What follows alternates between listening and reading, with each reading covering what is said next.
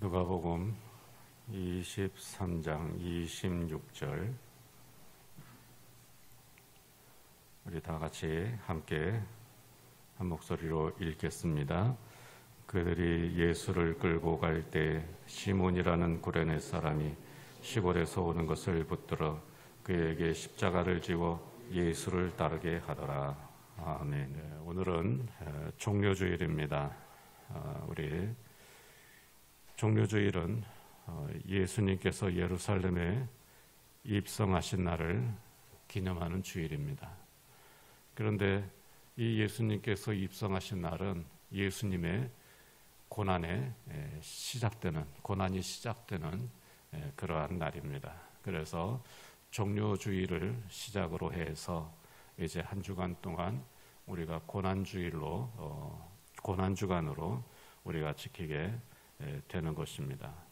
그래서 오늘은 또 특별히 꽃꽂이도 십자가 가시관, 그리고 예수님께서 고난당하실 때 맞으셨던 채찍, 그리고 못 박히실 때 망치, 이러한 것들을 우리 강단에 이렇게 묘사를 하였습니다. 우리 예수님께서 종료주일에 예루살렘에 입성하실 때 많은 사람들이 환호하고 환영을 했지만, 그러나 그것이 예수님에게 있어서는 고난의 시작이고, 많은 사람들이 환영했지만 나중에는 예수님께서 고난의 길을 가시는 걸 알게 되면서부터 다 예수님을 떠나고, 심지어 제자들까지 다 떠나버리고 홀로 고통을 받으셨습니다. 이제 우리 예수님께서 홀로 고통을 받으시지 않도록 우리가 예수님과 동행하는 예수님의 참 제자들이 되어야 하겠습니다. 이번 고난주간 동안에 우리 예수님과 그 고난의 길 끝까지 함께 동행해서 그 고난의 길 끝에서 부활하신 예수님을 만나는 저와 여러분들이 되시기를 주의 이름으로 축원합니다. 예수님께서 예루살렘에 입성하실 때 사람들이 종려나무 가지를 흔들며 예수님을 환영했기 때문에 우리가 종료주일이라고 부르는 것입니다. 그런데 이 종려나무 가지를 사람들이 들고 예수님을 환영한 유래가 있습니다. 그것은 이스라엘은 주전 587년부터 바벨론의 지배를 받았고, 그리고 바벨론이 멸망하면서 바로 페르시아의 지배를 받았고, 페르시아가 멸망하면서 바로 그리스 제국의 지배를 받았습니다. 그 그리스 제국 가운데 제국이 나중에 분할이 되는데, 시리아의 안티오쿠스 에피파네스라고 하는 왕이 있었습니다. 그런데 이 왕이 얼마나 잔인하고 그리고 얼마나 무도한 사람인지 이 이스라엘 사람들을 굉장히 박해를 했습니다. 그래서 마카비 형제라고 하는 사람들이 이스라엘 유대인들을 이제 모아가지고 혁명을 일으켜서 정말 수백 년 만에 처음으로 나라를 찾았습니다. 그러니까 바벨론 제국, 페르시아 제국, 그리스 제국, 이 제국들에 의해서 수백 년 동안 지배를 받으면서 한 번도 독립국가가 돼본 적이 없었어요. 그런데 이 안티오쿠스 에피파네스, 이 왕이 너무나도 극심하게 탄압하고 하니까 이제 더 이상 견딜 수가 없어서 마카비 형제들이 들고 일어나서 혁명을 일으켜서 독립운동을 해서 이제 시리아로부터 독립을 했습니다. 그때 주전 164년에 이 독립전쟁에서 승리를 하고 예루살렘을 탈환하고 성전을 회복했을 때, 이 마카비 형제 중에 가장 대장격인 유다 마카비가 이제 독립군들을 이끌고 예루살렘에 입성할 때, 그때 종려나무 가지를 흔들리면서 마치 메시아를 환영하는 것처럼 그 당시에는 유다 마카비가 메시아인 줄 알았습니다. 그래서 시리아로부터 이 이스라엘을 해방시킨 유다 마카비 메시아가 오신다고 하면서 이 종려나무 가지를 근데 종려나무 가지는 승리를 상징하는 것입니다. 그것을 흔들면서 이제 유다 마카비의 예루살렘 입성을 환영한 적이 있었습니다. 그러나 그 독립국가가 100여 년 만에 막을 내리고 로마 제국에 의해서 또다시 이스라엘은 로마의 지배를 받는 그런 나라가 되고 말았습니다. 그런 가운데 많은 사람들이 또 혁명을 일으키고 했지만 다 실패하고 이제 예수님 때가 되었는데 예수님께서 예루살렘에 입성하실 때 많은 사람들이 이 종려나무 가지를 흔들면서 예수님을 맞이했습니다.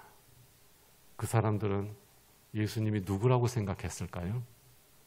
유다 마카비와 같은 이스라엘을 이제 로마에서부터 해방시켜 주실 그러한 메시아라고 생각을 했습니다. 유대인들의 메시아는 바로 그런 메시아입니다. 그렇게 이제 그야말로 메시아 환영식이 바로 이 예수님의 예루살렘 입성입니다. 그때 종려나무 가지를 흔들면서 뭐라고 환영을 했는가? 마태복음 21장 9절 말씀을 우리 함께 읽어보겠습니다. 호산나 다윗의 자손이여 찬송하리로다. 주의 이름으로 오시는 이여 가장 높은 곳에서 호산나 하더라. 아멘. 자, 여기 보면 예수님께서 예루살렘에 입성하실 때 사람들이 호산나 다윗의 자손이여 이렇게 외쳤습니다. 이 말은 우리를 구원하소서, 호산나는 우리를 구원하소서, 이스라엘 다윗의 자손 이스라엘의 왕이시여 이제 우리를 해방시켜줄 이스라엘의 왕이 오셨다. 그렇게 외치면서 환영을 했습니다. 이렇게 예수님께서는 이스라엘을 구원할 왕으로 예루살렘에 입성을 하신 것입니다. 그런데 예수님께서 예루살렘에 입성하실 때 이 이스라엘을 해방시킬 메시아로 입성을 하시면 멋진 말을 타고 입성을 하셔야 될 거 아니겠습니까? 아니면 멋진 가마를 타고 입성을 하셔야 될 텐데 뭘 타고 입성을 하셨죠? 네, 어린 나귀를 타고. 여러분 어른이 어린 나귀를 탔다고 한번 생각을 해보세요.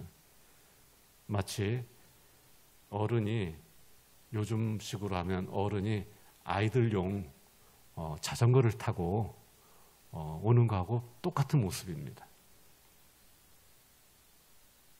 전혀 어울리지 않는 것이죠. 어린 나귀를 타고.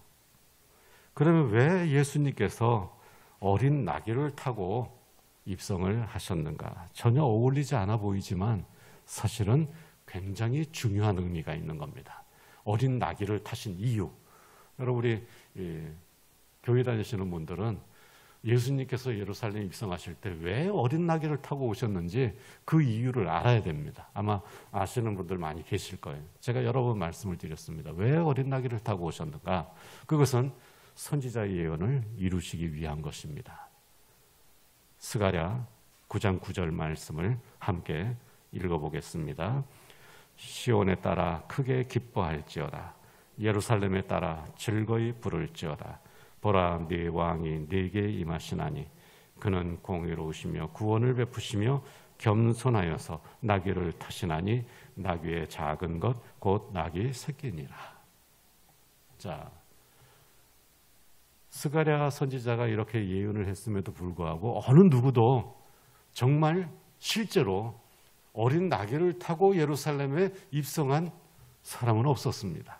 그러나 예수님께서는 이 말씀, 이 예언을 이루시기 위해, 말씀에 순종하시기 위해 정말 보기에 어색함에도 불구하고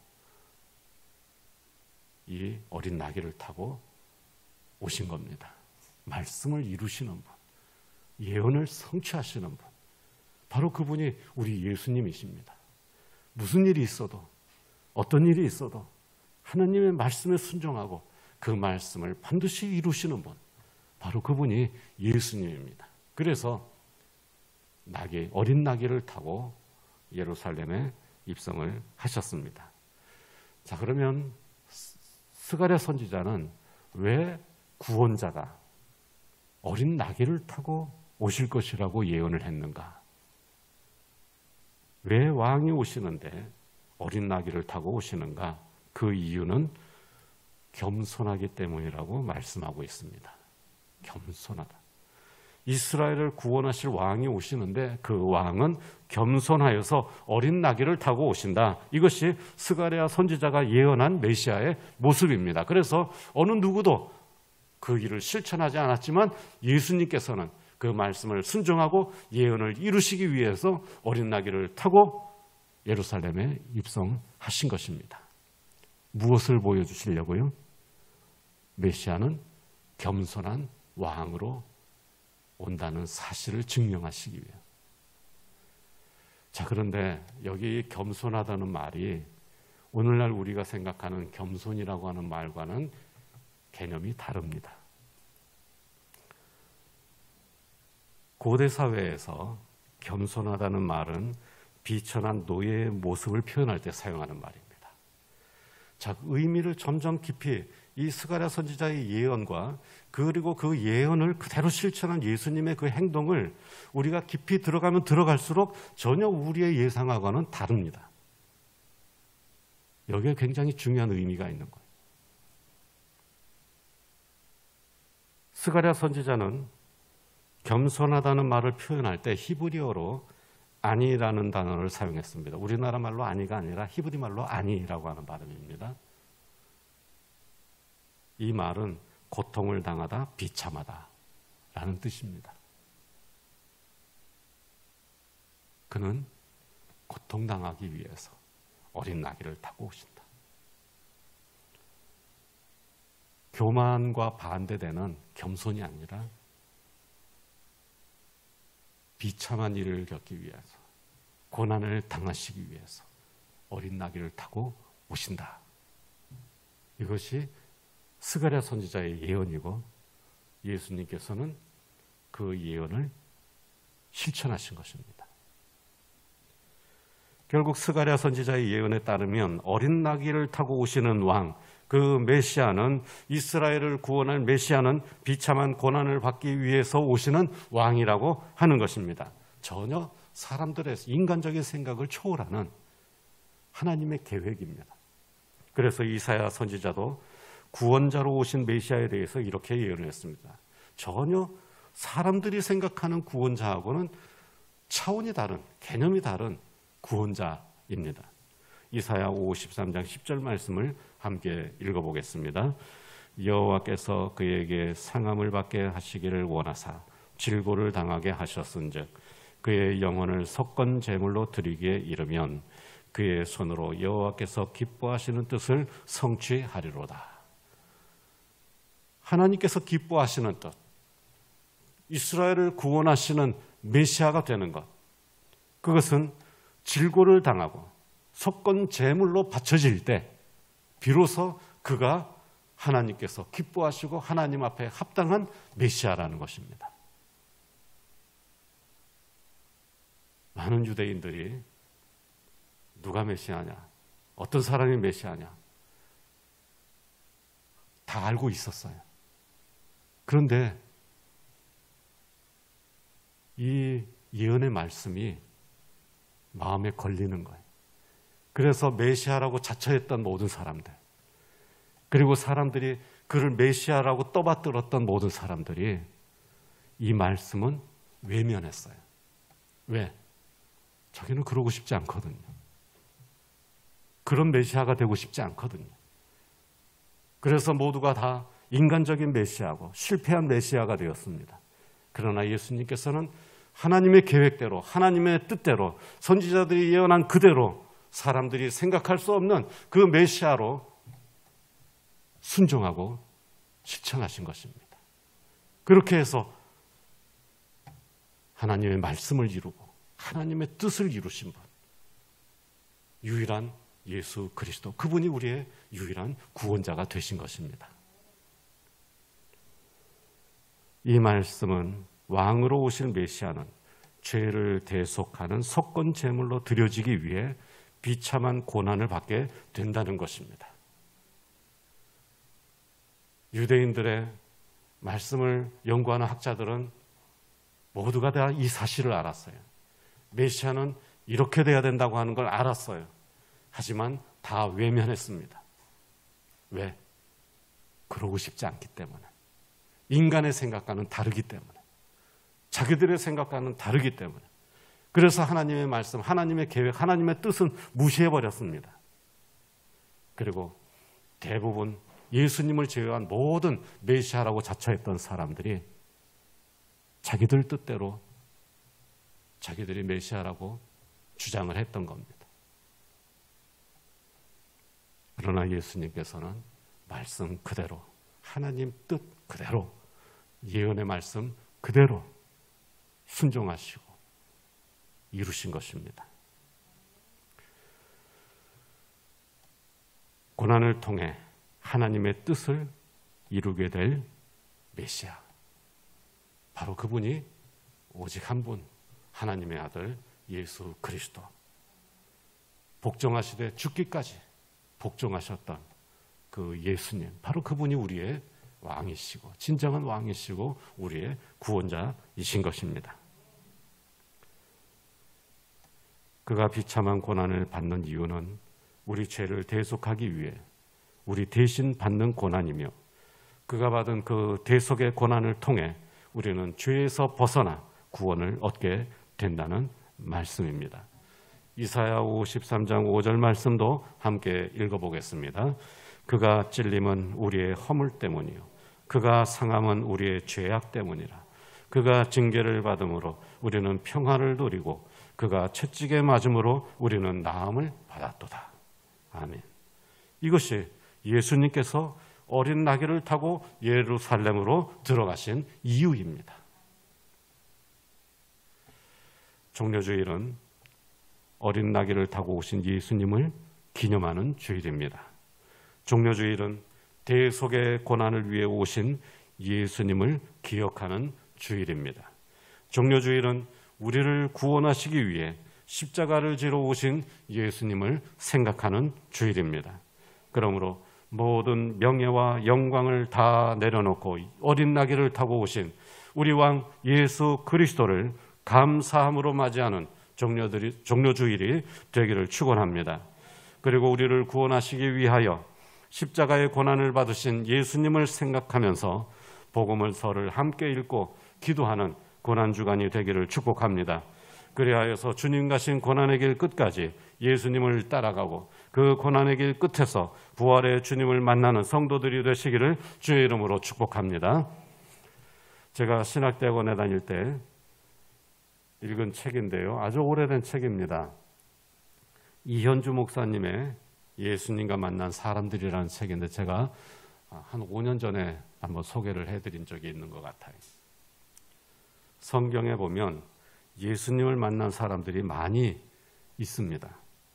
그 예수님을 만난 사람들 가운데 예수님을 만나서 변화된 사람들을 소개하는 책입니다.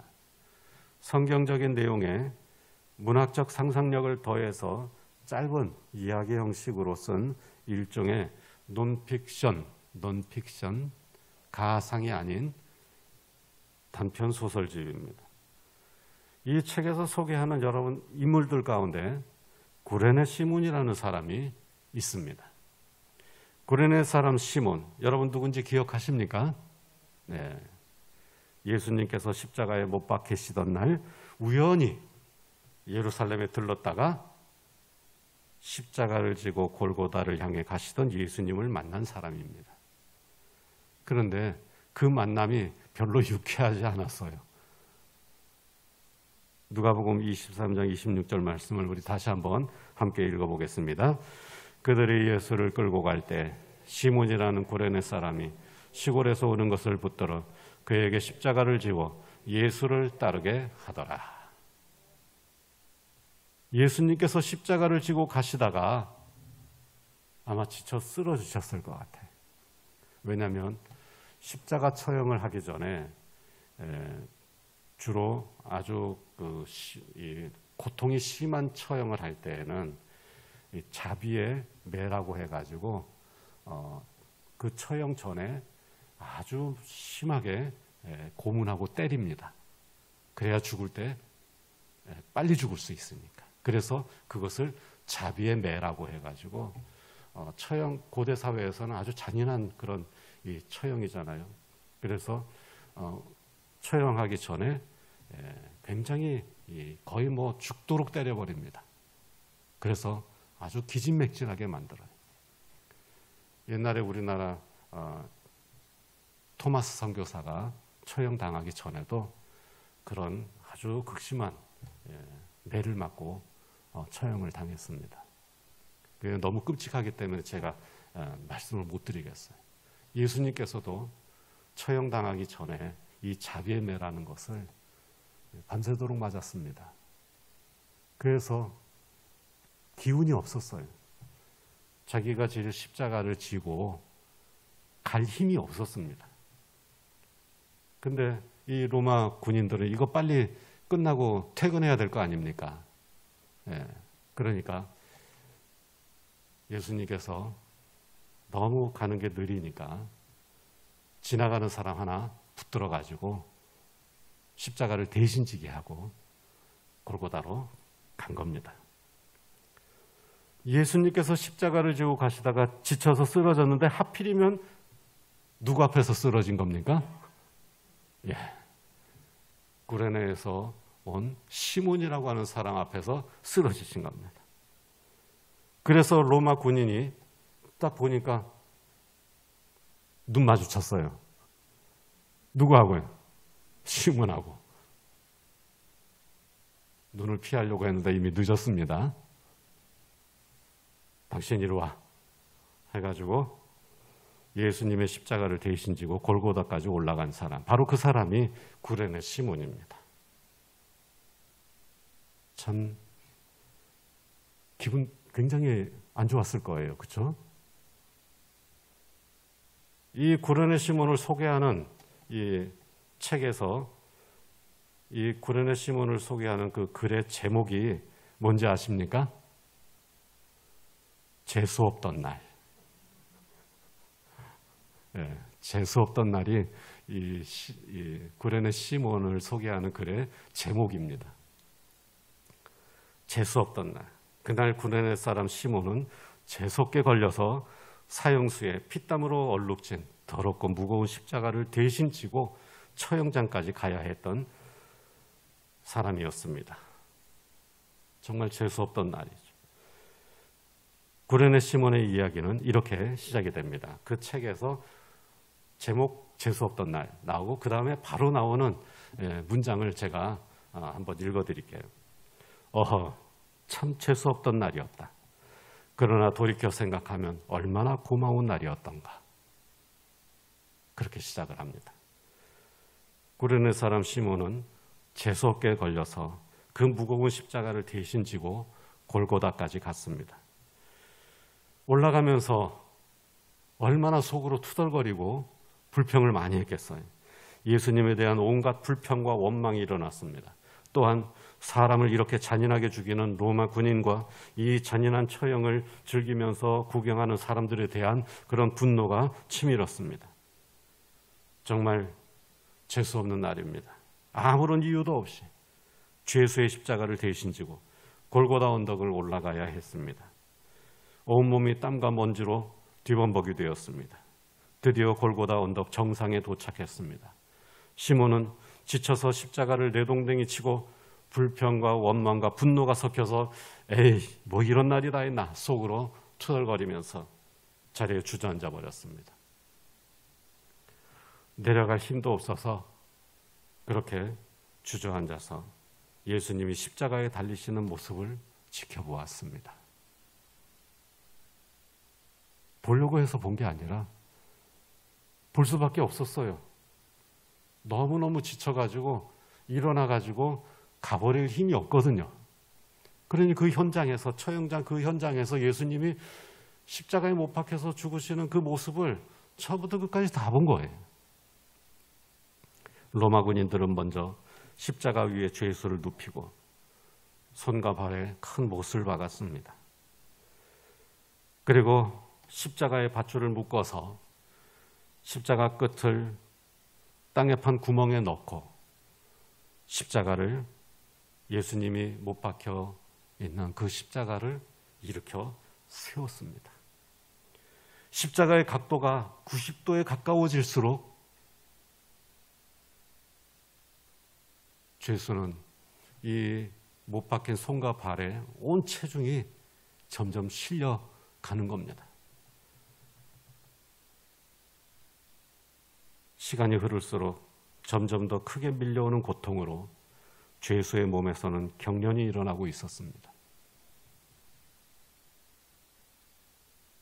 그렇게 구레네 시몬이 십자가에 달리신 예수님을 바라보고 있는데 그 단말마의 고통 속에서, 죽기 직전까지 가는 그 심한 고통 속에서 그분이 이렇게 말을 했습니다.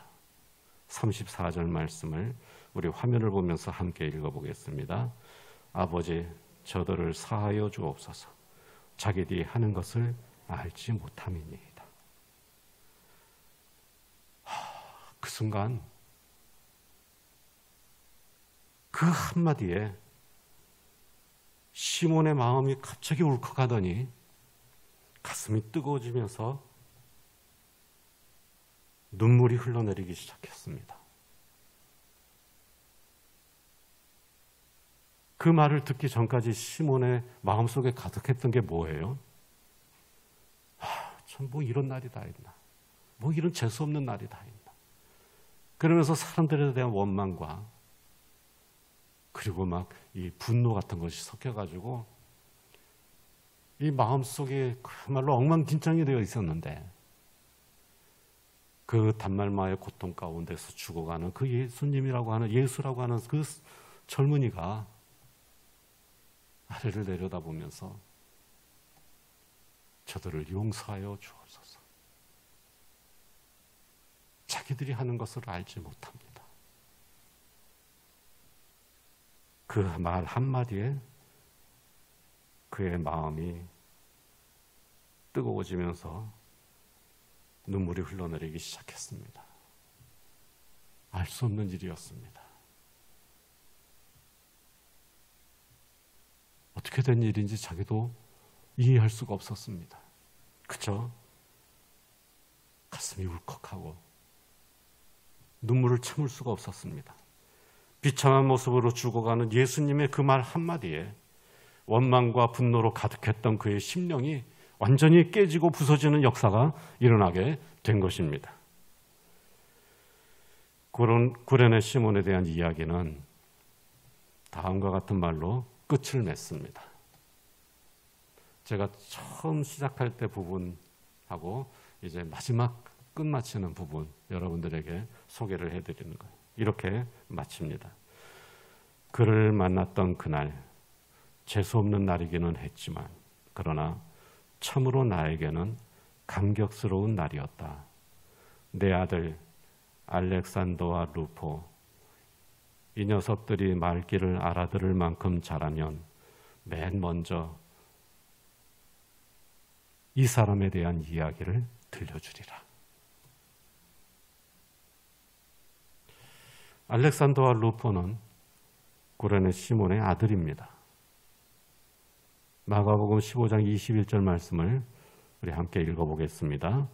마침 알렉산더와 루포의 아버지인 구레네 사람 시몬이 시골로부터 와서 지나가는데 그들이 그를 억지로 같이 가게 하여 예수의 십자가를 지우고, 마가복음에서는 그의 두 아들의 이름이 등장을 합니다. 이것은 구레네 사람 시몬이 나중에 그리스도인이 되었고 또한 그의 두 아들도 교회 공동체 안에 잘 알려진 그리스도인이었다는 사실을 증명하는 것입니다.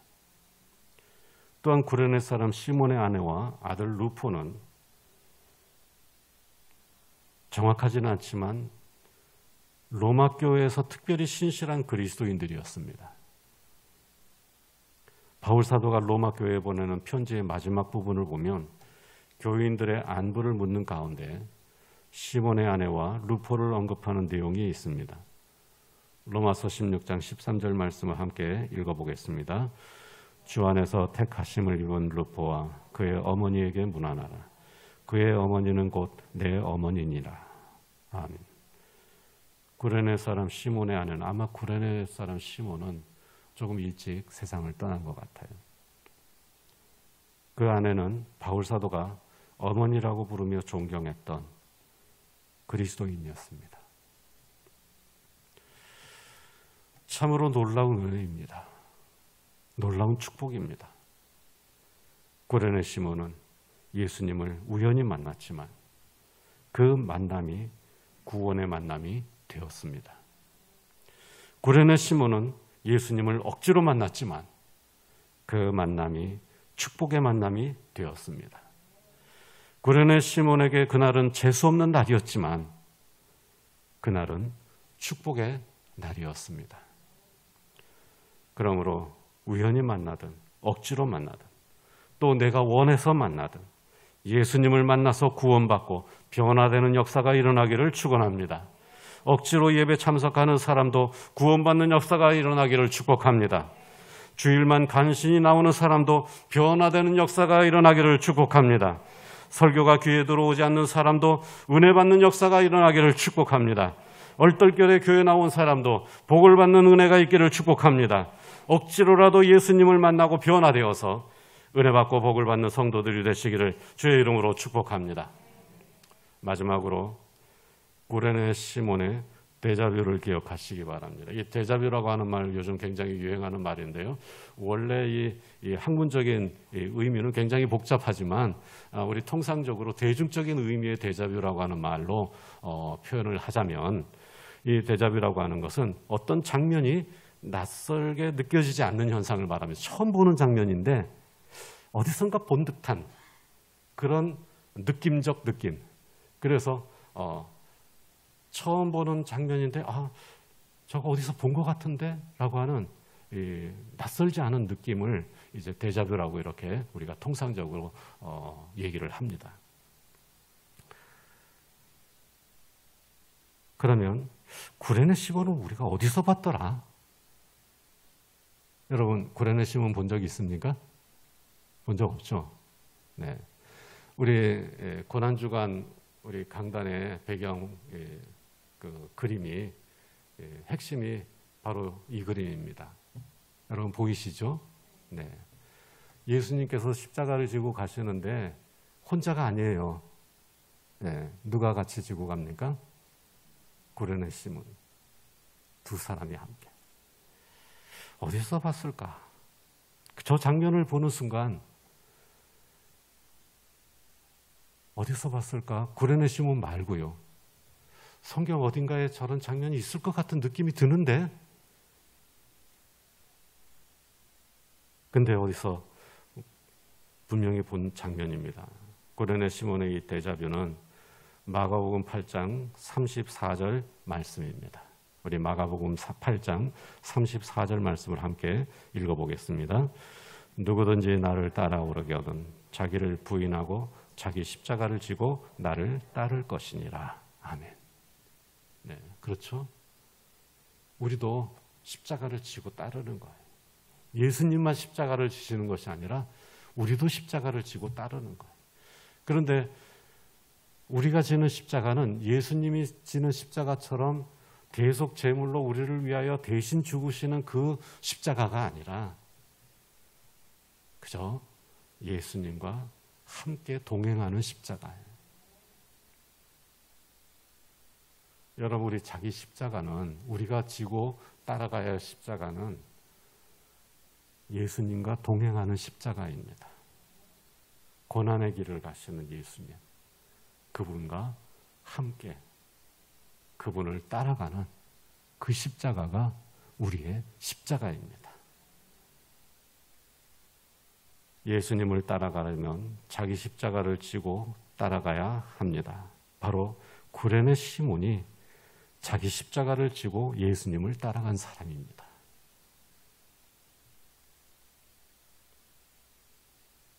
내키지 않았지만, 억지로 따라갔지만 십자가를 지고, 예수님의 십자가를 지고 따라가기만 하면 되는 거예요.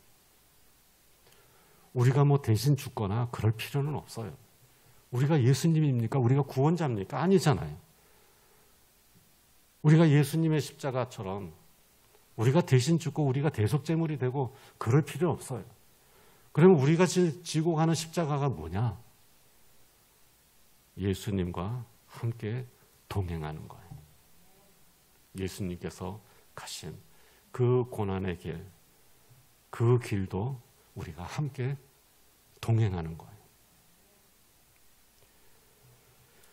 그러면 구원이 있고 축복이 있을 줄로 믿습니다.